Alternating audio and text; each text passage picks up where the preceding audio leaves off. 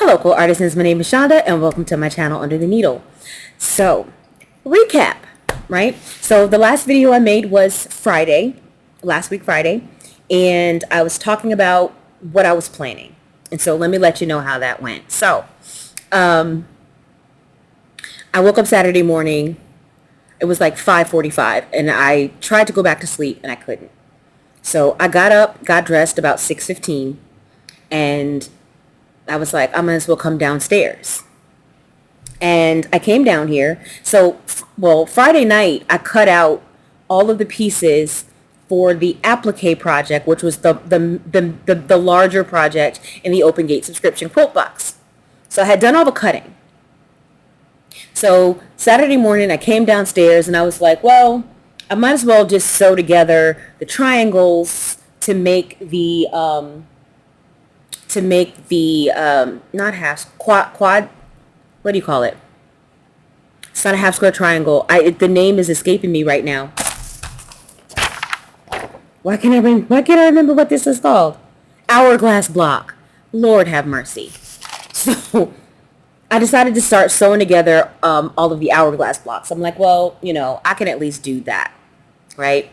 And so I did, and I had cut the squares out. I had done the rough cutting, but I hadn't cut out the applique pieces or anything like that.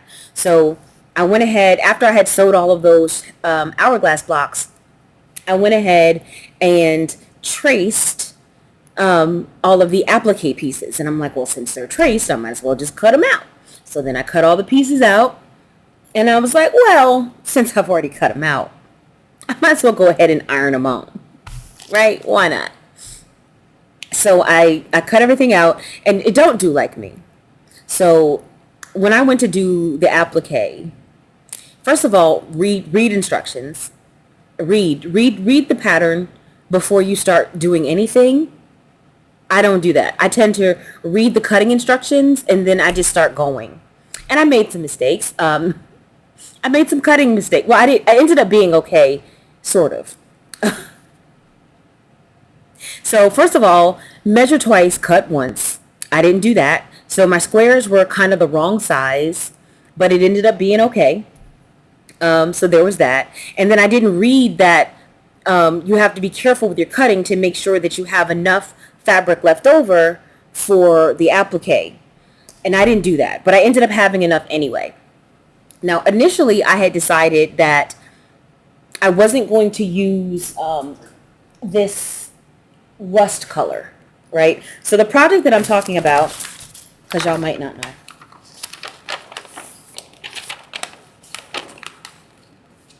this is the project that I'm talking about. This right here.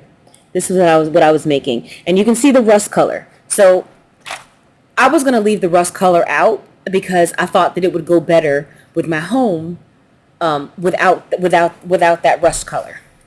This color.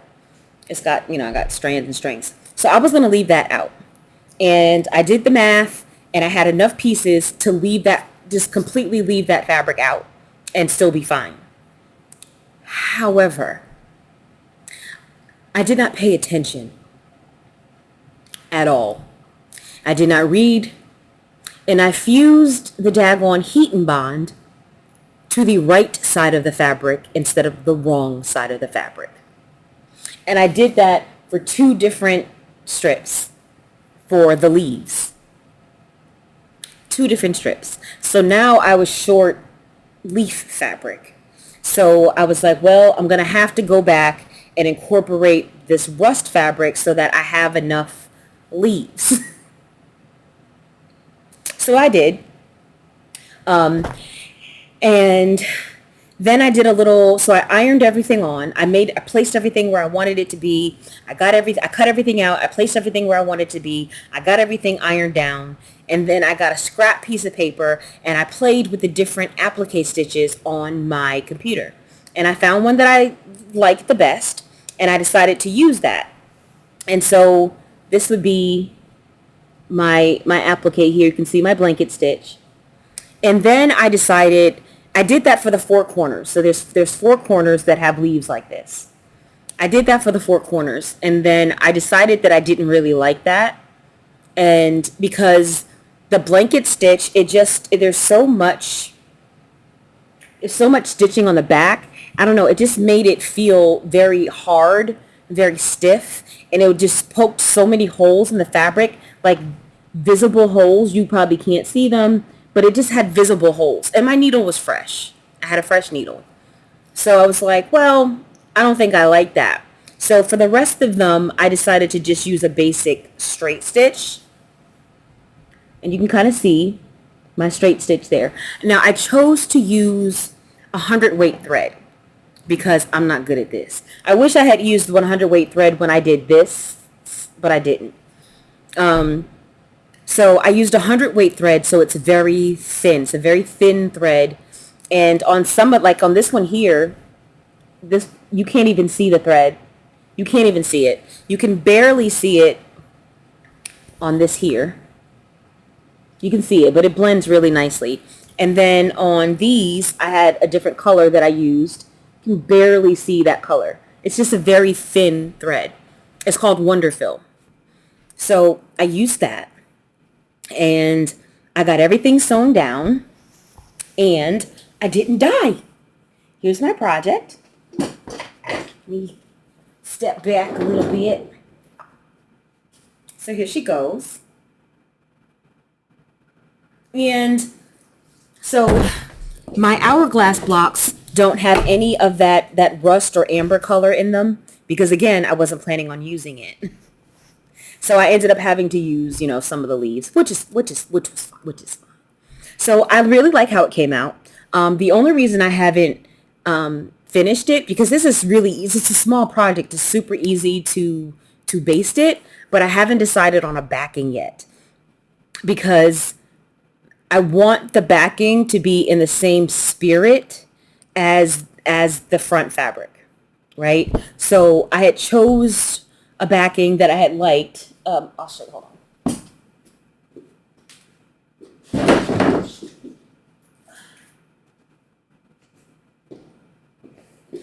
So initially I had chose this backing here because I like the color, but it doesn't go with the spirit of this fabric, right? They don't go together. I like this color. There's blue in here, but this is just, they don't go together well for me. So, and I don't want to, so I still have to find my backing. So once I find my backing, I'll go ahead and do the quilting on it. I'll go ahead and baste it and do the quilting, but I'm so happy. So this is my very first applique project, my very first. I did do some test stitching. This is like when I was just trying it out, using that blanket stitch. This was me trying different stitches on my machine. Of course, you can't really see that. And I just wrote what my stitch length and width were. Just me testing it out. But again, I ended up going with a straight stitch for the vast majority of this project.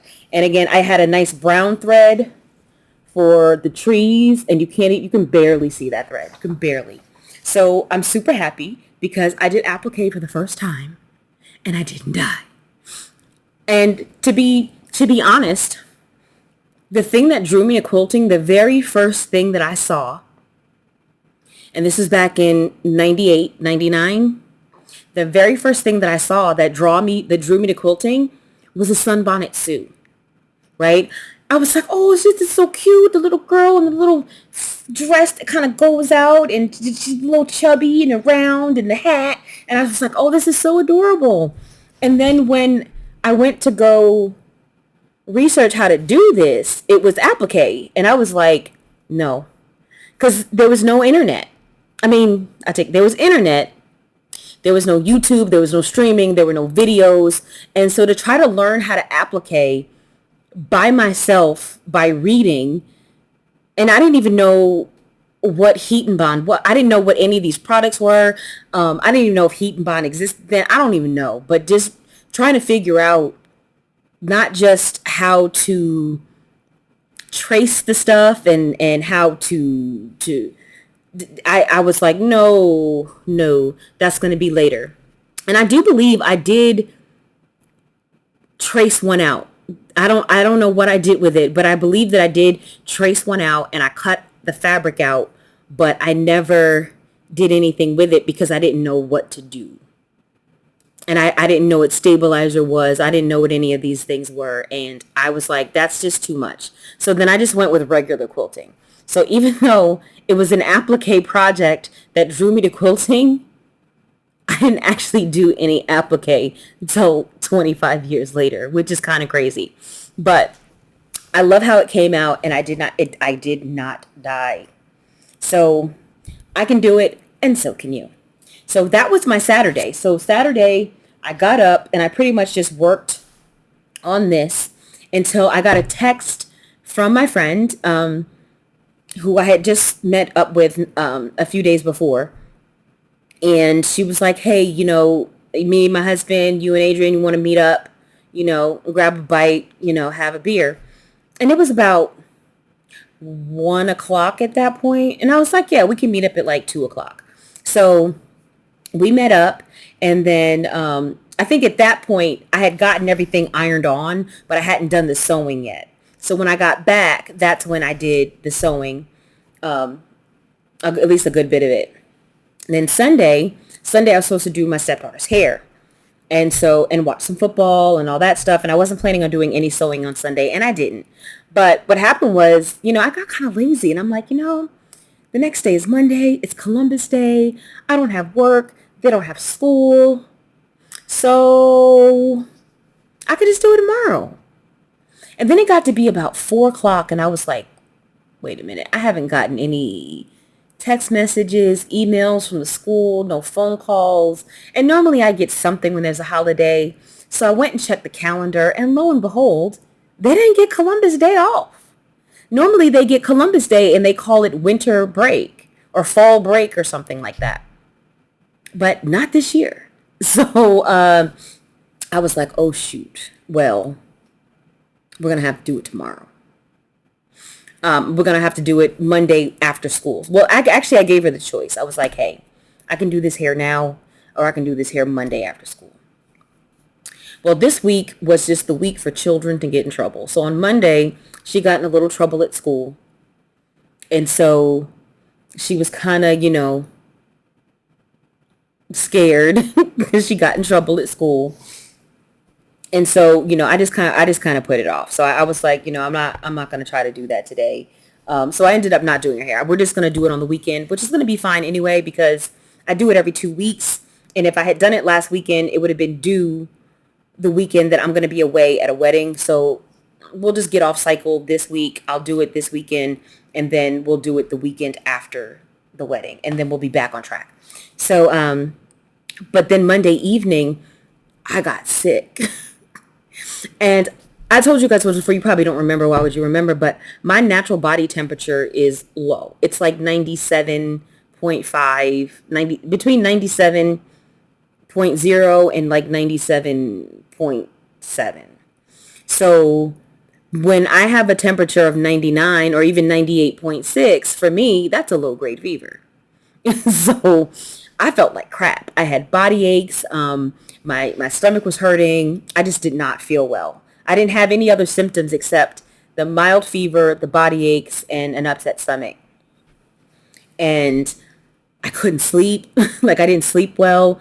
I was up at the crack again on Monday, except I didn't even feel well to try to sew. So Monday, I think all I did was wash and dry a load of laundry. I felt like trash. Toward the middle of the day, I felt a little bit better, and that's when I sewed on all of the leaves and the trunk, and I ended up doing that on Monday. Tuesday, I still felt like trash, and I had to work. So I worked, and I was not very productive because I felt like garbage. The Advil made me feel a little better, but I still didn't feel that great. But I was able to go to sleep Tuesday night, and I got a decent night's sleep. Not the best, but I got a decent night's sleep. And Wednesday, I felt better. But Wednesday, I get a call from my son's school, and he got in trouble. And my son doesn't get in trouble at school. I mean, sometimes he talks too much, and I'll get a call that he was talking too much in class, which is so weird to me because I remember being a student. And I guess they've just changed a lot of things since I was in high school back in the early 90s. Back in the early 90s, like, the teachers never called. Like they never, like, there were always kids who were like talking too much in class, and you sent them to the office, so you sent them there. But they didn't call your parents, but they do now. So I got a call, and he was in trouble. First time he's ever been in any like real trouble at school, and I was like, great, just great, just great. But then no, because today is Thursday. No, that happened on Tuesday. Sorry. That happened on Tuesday. Yeah, Tuesday. So, so yeah, I was starting to feel a little bit better Tuesday afternoon and stuff, but yeah, he got in trouble. So then Wednesday, my Aunt Dot was going to be coming to visit. But also on Tuesday, I forgot. I bought a car. I bought a car on Tuesday. So not planning to buy a car, like, at all. Was not in the market for a car. Really just wanted to wait until like March of next year until I was done paying a bill that I needed to get paid off. I really wanted to get that bill paid off before I took on a new debt. Because not only am I taking on a car payment, but also car insurance, and I really didn't want to be super strapped for cash, especially around holidays with this new debt. So I was like, I don't know. I don't know. But I happened to be, I don't know. I went on the Capital One website for some reason, and they allow you to pre-qualify without hitting your credit. And so I went to make sure, because I had some credit issues. My divorce, my credit was wrecked, and it has taken me years to recover. So I went ahead and pre-qualified, and then I went to see what cars, not expecting to find much, because I've done this before. I pre-qualified before, and everything was so expensive. Everything was so daggone expensive. And I was like, no, no, no, no, no, no, no, no. But I found this 2017 Nissan Pathfinder, which has a third row in it, which would be good because we have an extra kid in the house. Before, it was really just me, Adrian, and then my son, who's 15, and then I have a 21-year-old who isn't really around all the time, but sometimes she likes to go places with us. Like if she's here and we're going to visit family and she doesn't want to drive herself, she'll ride with us. And so if it's just four of us, that's fine. But once you get to five, it starts to get a little tight. You got three people in the back seat. And so, and then God forbid, she's, my stepdaughter, she's 12. She might want to bring a friend or do something, or my son might want to bring a friend or do something. So I was like, a third row wouldn't be all that bad. And then also sometimes like we do stuff and we need to haul stuff, and it'd be nice to kind of have, some extra room, because I've always had, not always, but I've had an SUV since like 2017. And then before that, I had a minivan since like '07. So I've either had a minivan or an SUV since '07. There was only a brief period when I drove a sedan for about a year. And it was only because it was paid for. And I was like, well, I'd rather take this paid for sedan than have a car payment on a minivan or an SUV. So I did that for a year. But yeah, so I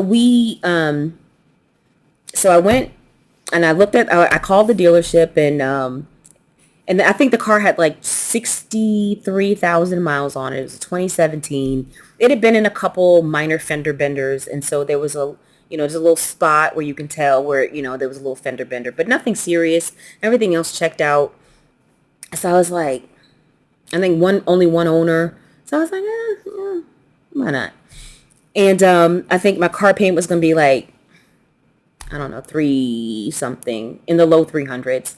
And so we got there, and, I looked at the car. I drove it. It needed some brakes. It needed an alignment.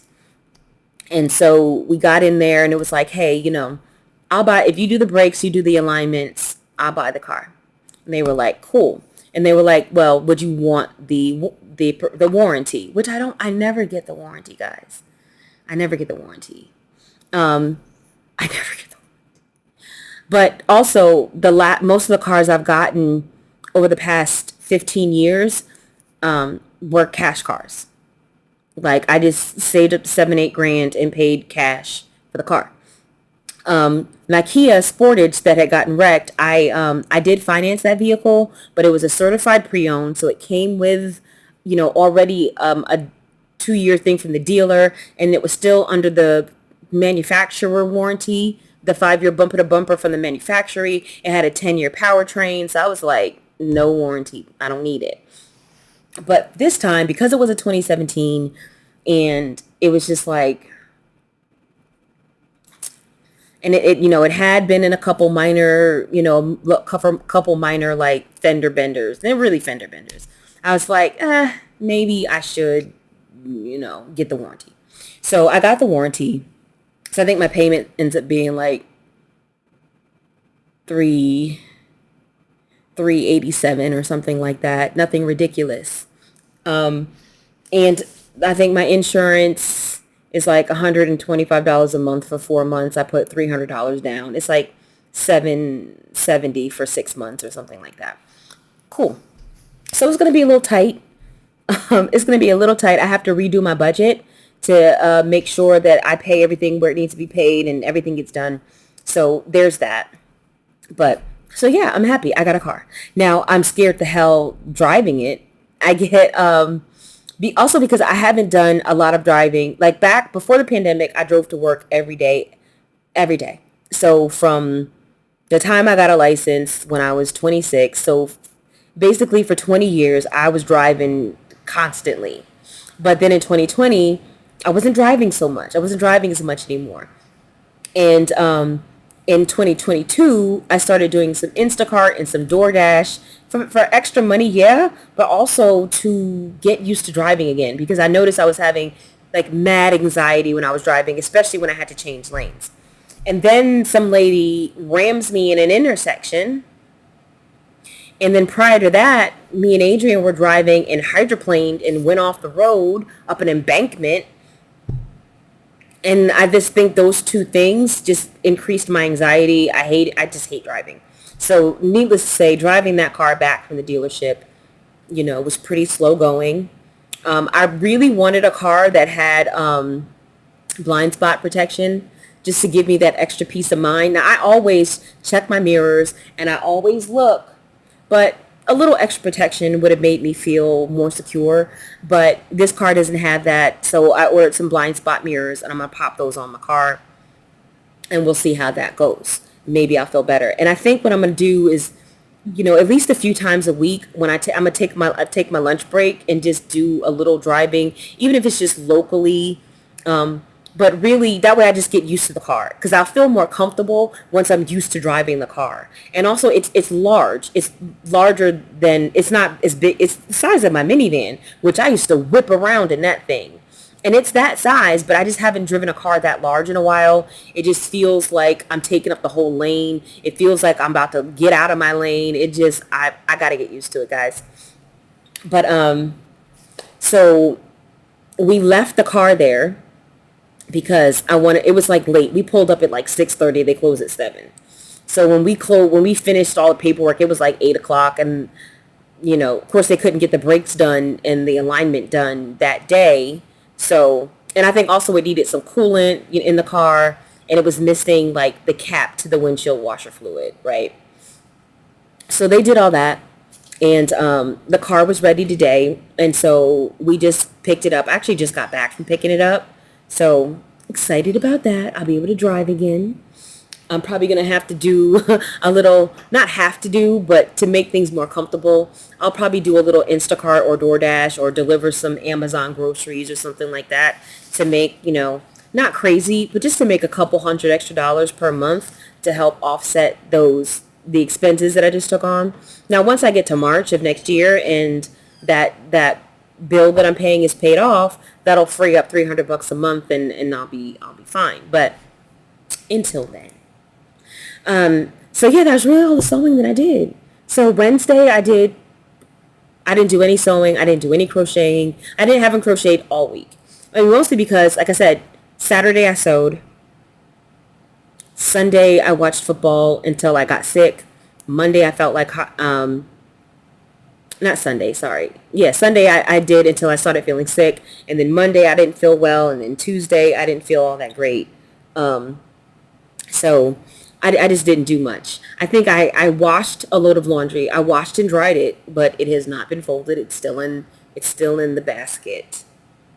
But my Aunt Dot came to visit, so she had called me last weekend and said, hey, I want to come over to your house like on Wednesday and spend a few days. And she's got some boxes here from when she was moving. And she wanted to go through and kind of consolidate and see what she had and what she could get rid of and what she needed to keep and what she wanted to bring back with her to where she's staying. And so she came Wednesday, and so she's been here, and it's been a good time. So she just got here yesterday. Today's Thursday, and then today, it forced me to do a little bit of cleaning, because I had to sweep up and move stuff out of the way so she could get to her boxes. So it didn't make me clean my sewing area, but at least it made me clean a little bit the other area over there. So that was fun. So that's pretty much been my week, guys. The only crafting that I've done is this little applique project. Now, don't get me wrong. If I hadn't done this and I had done like my regular blocks or something like that, I would have gotten a lot more done. But this is really new to me. And so, it took a lot of time. But theoretically, this is definitely something that you could do in a day. This is definitely something I could have done this in a day. Because it's small. It's like 23 and a half by 26 and a half. And when I consider the time that I spent cutting and the time that I spent piecing the hourglass blocks and then putting everything together, all the applique, you can literally do this in a day. If not a day, maybe a day and some change, but I think it can be done in a day. So, yeah, that was my week, guys. That was my week. I tried applique and I didn't die. And I got a car. So, I'm excited. This was a good week. I've got family visiting. I got a new car. And even though these kids,